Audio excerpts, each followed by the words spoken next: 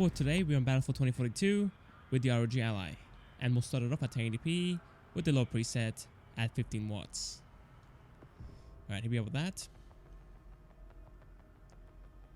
There we go. It's looking good. And for the VRAM, I'm using 6 gigs. Okay, let's jump into it, see what we can get. So I believe last year they updated the anti-cheat for this game. So now the overlays don't work.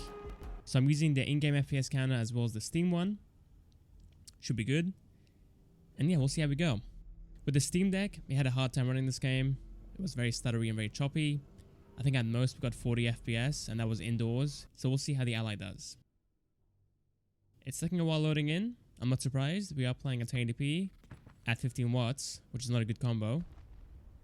But yeah, we'll see how we go. I think it will do much better because it has a faster CPU and more cores. And this game loves the extra threads on the CPU. Alright, bad start. I'm already dead. And FPS wise, we're down to 14, almost 20 pretty much. But we'll see how we go. The game just started. And for the graphics, guys, it's very sharp. It looks very nice. But the low preset isn't great. I think the main issue is the pop-in with the grass. But other than that, it does look quite good. And yeah, FPS wise, almost 20. I think at 30 watts though, I don't know if 60 FPS is doable, but maybe like 30 to 40 FPS. And 40 FPS isn't too bad on the Ally, to be honest. It's definitely playable, I would say, as long as it's stable and not stuttery. Like, my team's gonna hate me, but you know, I'm playing at 20 FPS, so I've got an excuse. Let's do one more life and then back out. Restart the game at 30 watts. Come back in. C1's in trouble. Let's spawn there quickly. There we go. Oh man.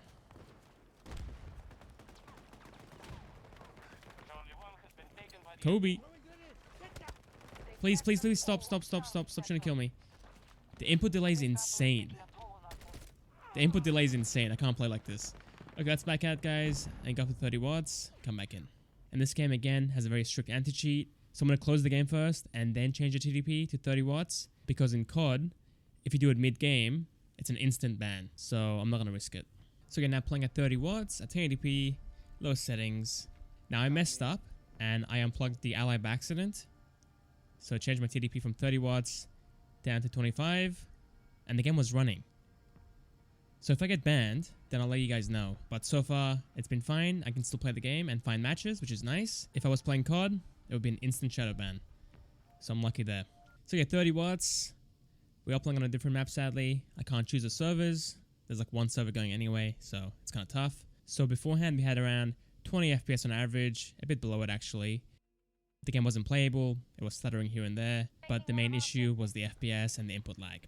But yeah, 40 to 50 FPS here. It's pretty good actually. From the 20s, I guess the low 20s, to now the 40s and the 50s. Pretty good. Is the game playable?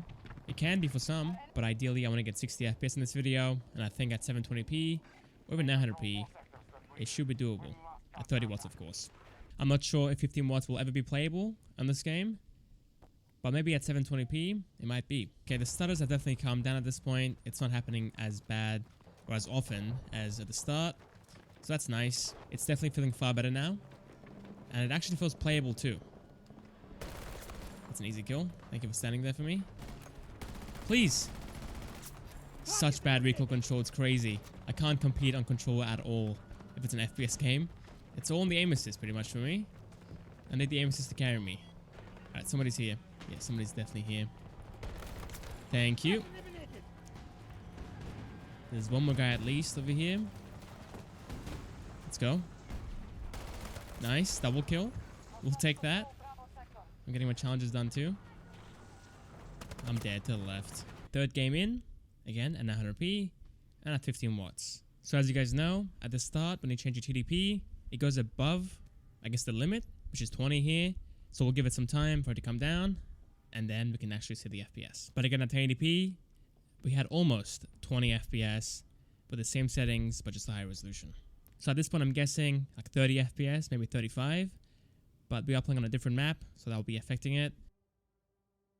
But regardless, let's jump in and see what we can do. Okay. It's the mid-20s and the high 20s. A bit short of 30. So, it's not great, but, you know, it's an improvement. And as for the stutters, it does fine. The game isn't really stuttering at all, to be honest. It does at the start, but eventually it does calm down and become smooth. Man, the fire there made the FPS tank to the low 20s. That was awful. I can't see a thing here. Look at that, 20 FPS again in the smoke. That is awful. I'll do one more life and then I'm gonna back out, play at 30 watts and come back in. Hopefully at this point we can get 60 FPS. What's happening? Oh my god, that was awful. But yeah, hopefully at this point we can get 60 FPS. Or at least near it. If we get 50, I'll be happy with it, to be honest. It wouldn't be too bad. But below 40, that's not it. Alright, fourth game in, now at 30 watts. And again on a different map. This has far more vegetation on it, which is more intensive normally. And still FPS wise in the mid 50s and the low 60s. So yeah, it kind of sucks that I can't choose the same map over and over again, but I don't know. I have no options here pretty much. I'm forced into the first match that I get. In OCE we have like 2 lobbies I think in total, so it's kind of tough. But yeah. So yeah, for me this is definitely playable at this point. I mean it was playable before I turned 80p, but it's definitely cutting it close. At 900p we do get a bit of extra headroom, which helps. It's not a massive one sadly, but it's definitely decent. But I think at 720p, that's where we're going to see the huge gains. I think 60 FPS at all times, and maybe even 70 if you're lucky. I'm not sure. Cool. I think we had 1 or 2 stutters in the whole match, which is definitely fine. And at this point, it's been very smooth the entire way through, guys. Sorry, teammate. 720p at 15 watts. Let's go. So far in the high 40s. Okay, that is quite nice actually. This map is, I mean, I don't know. It's not the most intensive, but it's also not too light either. Yeah, it's pretty crazy how good 720p looks on the screen, to be honest. Looks very sharp still. It looks very good. So yeah, for me, I would choose 720p, I think. And at 30 watts, you should be able to get a stable 60 and above at the low settings. I'm dead here. Yeah, I couldn't do anything. Sadly, the FPS isn't super stable. It goes from the 30s into the 40s and the high 40s. Now, last ditch effort. Let's go down here and enable dynamic res and target 60 FPS and see if it can do it at all. We are now in the 50s. Okay, not too bad. And for the graphics, it's still pretty good actually. It's not too bad. So yeah, it's going to be a niche target of people who want to play online on this game, as well as 15 watts. But if you are one of those people, then the game is mostly playable with this preset and its resolution. It's not 60 FPS, but it's decent. It's definitely playable. Last game, 30 watts, 720p. Let's see it. There we go. So far, guys. Oh, my aim. 70 FPS there at the start, but it dropped down to 60. Again, this map has a lot of vegetation in it, which normally is pretty intensive. Let's keep that in mind. Double kill, let's go. That was actually nice. A third guy, I couldn't see him. No way. 60 FPS, up to 70 FPS on average. Pretty good. Pretty good range there. Pretty happy with it, to be honest. And again, the game looks very sharp. Looks very good. So yeah, that's about it, guys. Thanks for watching. Hope you guys enjoyed. I'll see you guys next time for the next video. See you guys there.